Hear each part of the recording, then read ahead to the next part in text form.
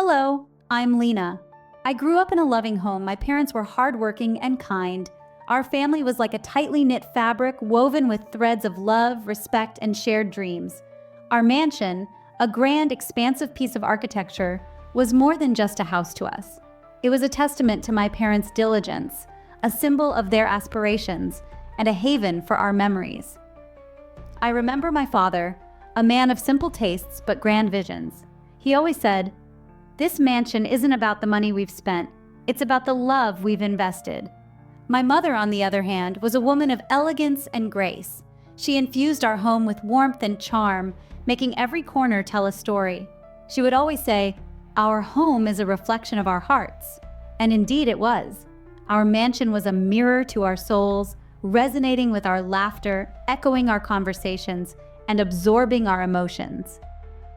Growing up, the mansion was my playground, my sanctuary, and my comfort zone.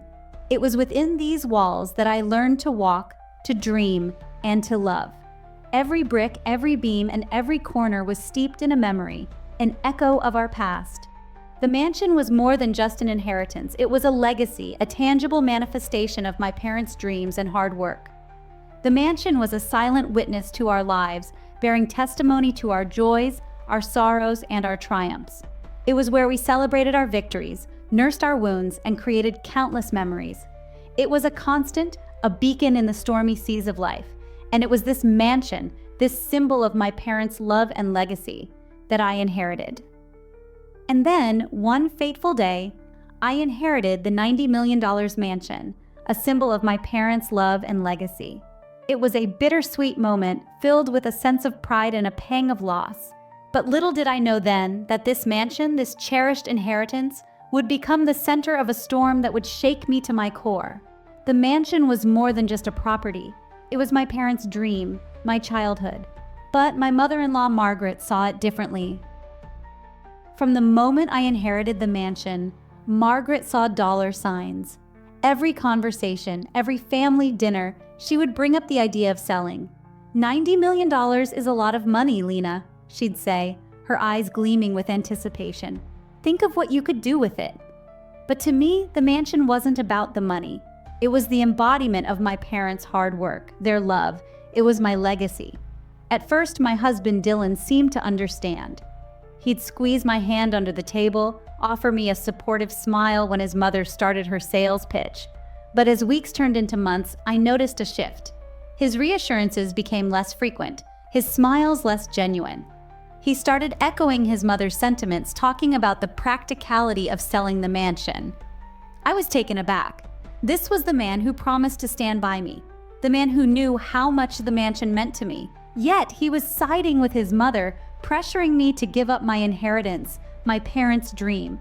It was a betrayal I hadn't seen coming, a wound that cut deeper than any disagreement we'd ever had. But I was firm.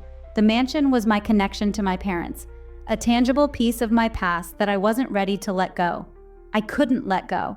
So I held my ground. I refused to sell despite the mounting pressure, the growing tension in my marriage. I stood up to Margaret, told Dylan how I felt, how much it hurt to have him turn his back on me. I held my ground. I refused to sell. Little did I know this would trigger a chain of events I could never have imagined. A betrayal can come from the most unexpected places.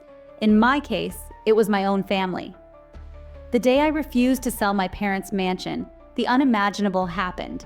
My mother-in-law Margaret and my husband Dylan, the two people I thought would stand by me, turned against me in the most horrific way possible. They set the mansion, my home, my sanctuary, on fire. I remember the night vividly, the crackling sound of the flames, the smell of burning wood, and the horrifying sight of my home being consumed by the fire. It was like watching my heart shatter into a million pieces. I could hardly breathe. The shock was too great. My parents' legacy, their hard-earned mansion, the place filled with their love and memories, was being reduced to ashes right before my eyes. The betrayal was not just about the loss of a house, but the loss of trust, the loss of a family I thought I had. It's one thing to disagree, but to resort to arson was something I never imagined. I was married to a man who, instead of protecting me, chose to stand by his mother and aid her in this monstrous act. In that moment, I felt a profound sense of heartbreak and betrayal. I had lost my parents, my home, and the man I thought loved me. But amidst the chaos, a fire of a different kind was ignited within me. A fire of resilience, a determination to fight, to reclaim what was rightfully mine. I decided then and there, as I watched the flames engulf the mansion, that I would not be a victim. I would not let my mother-in-law's greed and my husband's betrayal define me. I was stronger than that. I was ready to rise from the ashes, ready to fight for justice. My home, my parents' legacy was reduced to ashes, but I was not ready to give up. The law is a powerful tool when wielded correctly, and I had evidence. In the aftermath of the arson, I found myself submerged in a whirlpool of legalities. But I was not unarmed. I had the most potent weapon of all, evidence. My video proof of the fire was incontrovertible, capturing the betrayal in its raw, undeniable form. It was a beacon of truth in a sea of lies and deceit, my lifeline in the legal battle that ensued. The video served as the linchpin of my case, the undeniable proof that my mother-in-law and husband were responsible for the destruction of my inheritance. It was their greed, their betrayal, that had reduced my parents' legacy to ashes. And now, the truth was out in the open, exposed for everyone to see. Legal proceedings began swiftly. The evidence was damning, leading to the arrests of both Margaret and my husband. The courtroom became a battleground, a place where the truth was laid bare and justice was sought. The legal fight was grueling, a test of my resilience and determination. But I was not about to back down, not after everything I had lost. The court rulings were in my favor. Margaret and my husband were held accountable for their actions, their greed and betrayal finally catching up to them. They were sentenced to serve time, a fitting consequence for their destructive actions. Meanwhile, I was granted the rights to my parents' estate, the monetary compensation providing a small solace for the loss of my beloved home. Justice was served, but my journey was far from over. When everything you've known is destroyed, you have two choices: to crumble or to rebuild. I chose the latter.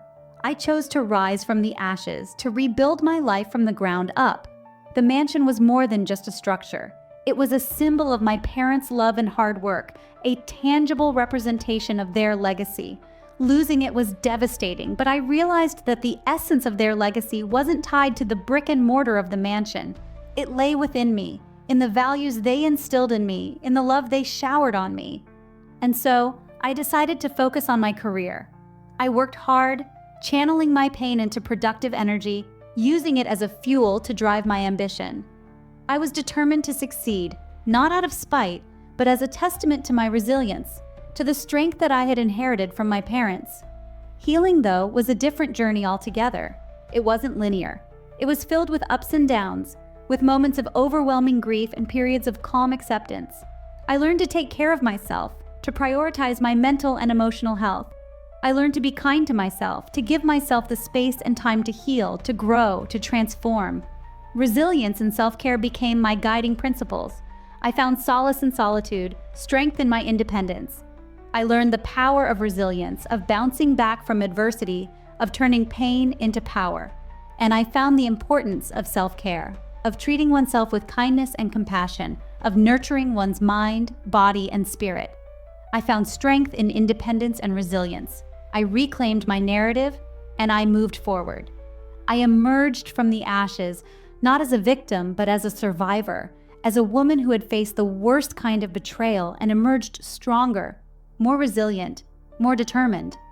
And in the process, I realized that I was not just rebuilding my life.